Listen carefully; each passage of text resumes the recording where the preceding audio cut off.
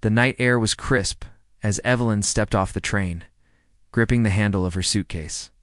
The town of Black Hollow was smaller than she had imagined, too quiet, too still, as if the air itself was waiting for something to happen. But that was what she wanted. Silence, solitude, a fresh start. She had spent too many years in the chaos of the city, chasing something that always slipped through her fingers. Love, purpose, stability had all felt just out of reach. So when she found the listing for an old house on the outskirts of this forgotten town, it had felt like fate.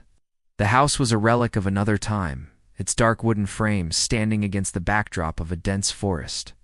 It was beautiful in a lonely sort of way, and as she stepped through the creaking door, she couldn't shake the feeling that she was being watched. Days passed, then weeks, and the feeling never left her. At night, she would wake to the sound of footsteps outside her window. Shadows flickered just beyond her vision. The air carried a weight, thick and charged, like something unseen pressed against her skin. The town itself was strange. People were polite, but distant. They avoided eye contact. Conversations died the moment she stepped too close, and then she met him. His name was Lucian. He was quiet, his voice deep, smooth, like a song half remembered. His presence felt like a storm, dangerous, yet impossible to resist. The first time she saw him, he was standing at the edge of the forest, watching her house as if he had always been there. "You should be careful," he told her one evening when she found him in town. "This place isn't kind to strangers." "And you?" she had asked, tilting her head.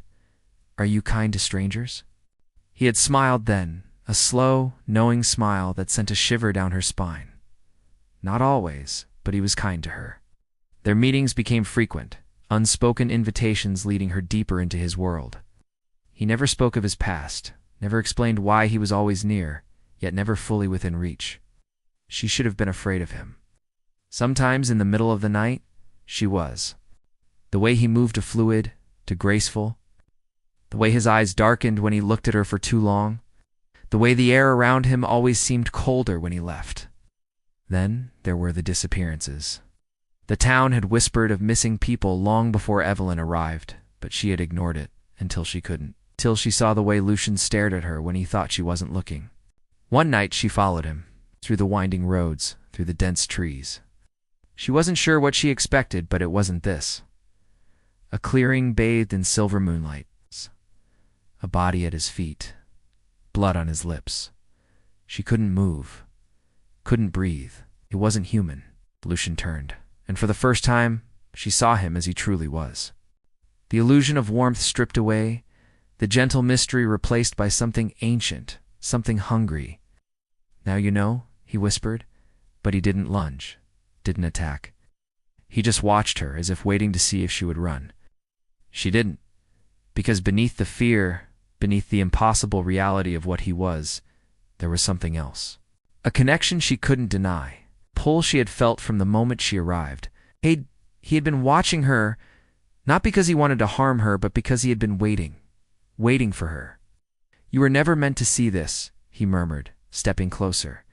"And if I had never found out," she whispered, voice trembling, "I would have let you go, but now." Lucian was silent for a long time before he finally answered. "Now, I don't think I can." She should have been terrified. Maybe she was. But the fear was tangled with something else, something deeper, a longing, an understanding, a feeling that she had somehow always known. He had never hurt her, never lied to her. And standing there with his cold fingers brushing against hers, she knew the truth. She didn't want to leave, and so she didn't. Some loves are not soft, not gentle, not made of whispered confessions and stolen kisses. Some loves are dark, sharp, edged with danger. But they are no less real. And as Evelyn stepped closer, pressing her palm against Lucian's chest, she realized something. Ow. She had spent her whole life searching for something she couldn't name. And in the arms of a monster, she had finally found it.